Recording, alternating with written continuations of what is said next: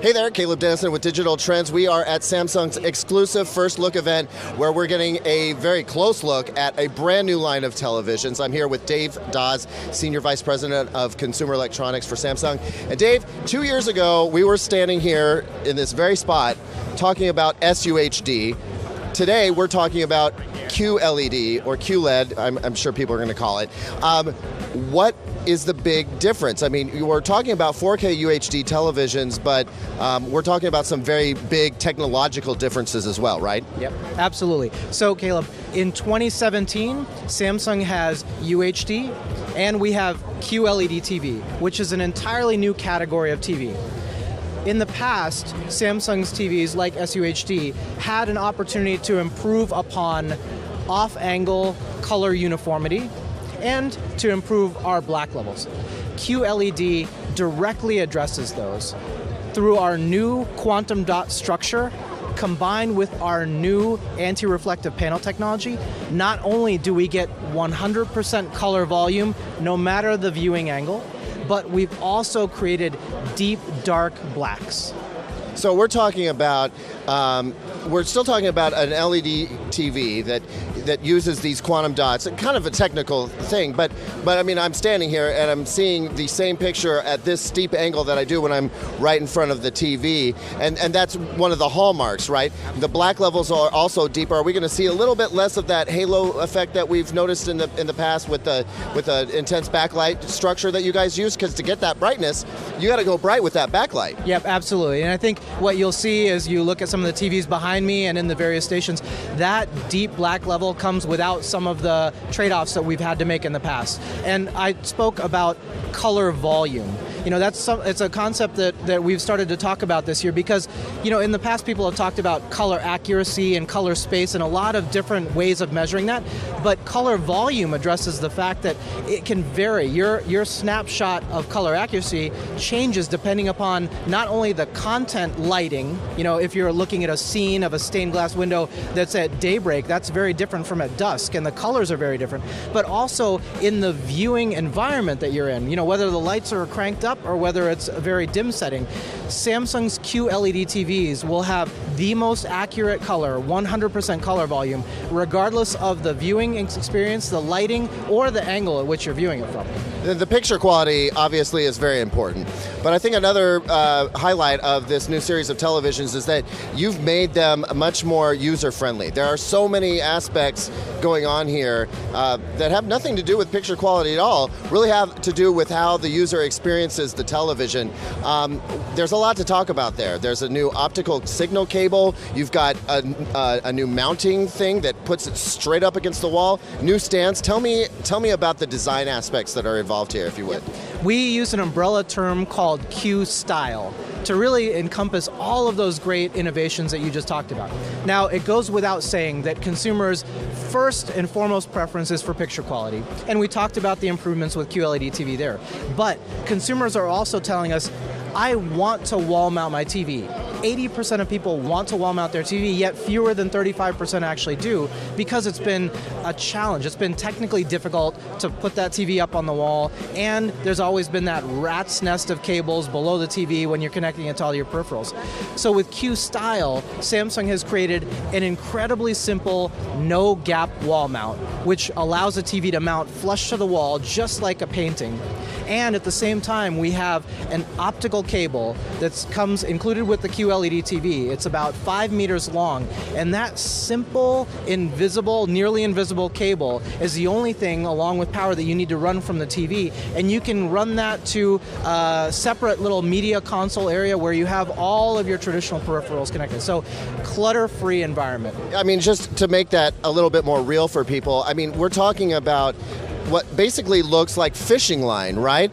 That is carrying all of that video signal information up to the television. So even if you aren't able to route it up through the wall, it's virtually invisible. You don't have to have one of those big thick tracks like covering all of the HDMI cables going up to the television. Everything connects to a One Connect box that sits with all of your other stuff, for those of you not familiar with One Connect, and then a single fishing line cable goes up to the TV. You still have to provide power, correct, but a lot of new construction has an outlet right where the TV is going to go anyway, right? So that's also a big improvement.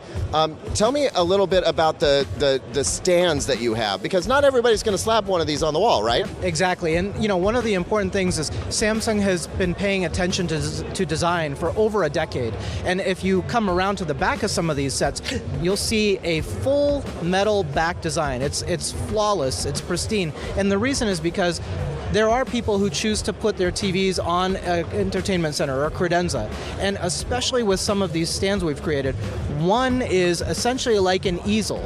So you can put your TV on it like it was a piece of art. And of course, then people are kind of walking around it. It might set off from the wall a few feet, and people are able to see the back of the TV.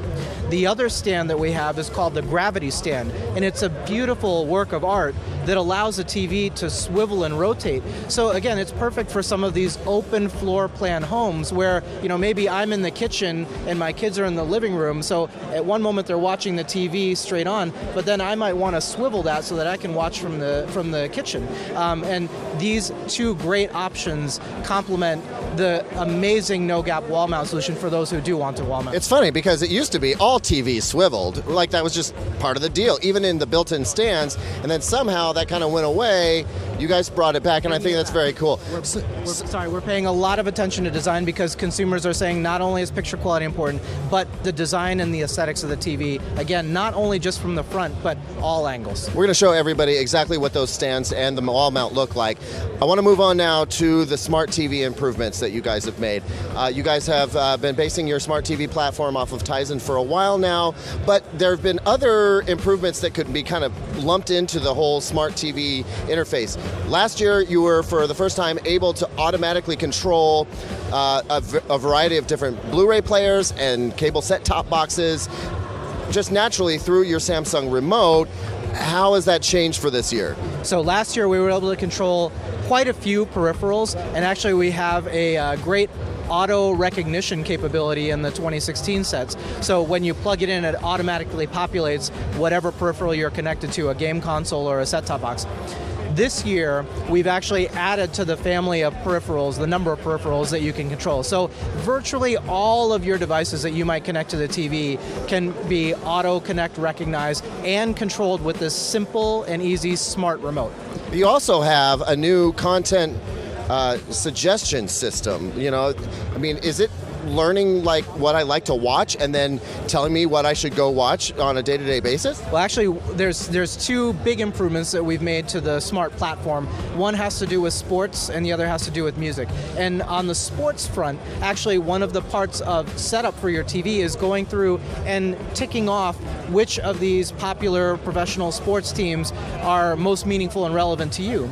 And then what the TV is able to do is pull all of the different sources for content and then make recommendations when some of your favorite sports teams are going to be playing. Like you'll get a notification, whether it's on your phone or a pop-up on the TV, hey, your favorite sports team is coming on in 15 minutes or 20 minutes. So you're getting these alerts based on what you have ticked off based on your own preferences. And then for the music feature, it's great capability. There's a lot of times when I'm watching TV and there's a catchy jingle or there's a theme song for a show that comes on. Now with capabilities of Shazam in our sets, we're able to identify that song and you can link to that and play that music separately. Do you have to have a Samsung phone in order to enjoy all of those different functionalities? You don't have to. All that is embedded in the TV, but now this year we're incorporating Smart View, which is basically allowing you to use your Android or iOS phone to control your TV. So it's a remote in the palm of your hands to do all those great capabilities that one remote can do as well. Well, that was a lot to run through. Clearly, you guys have been busy, and I appreciate your taking some time with Digital Trends and telling us all about the new QLED. It's been a great interview. I appreciate your time. Absolutely. Caleb, it's always a pleasure to speak with you. Thank you.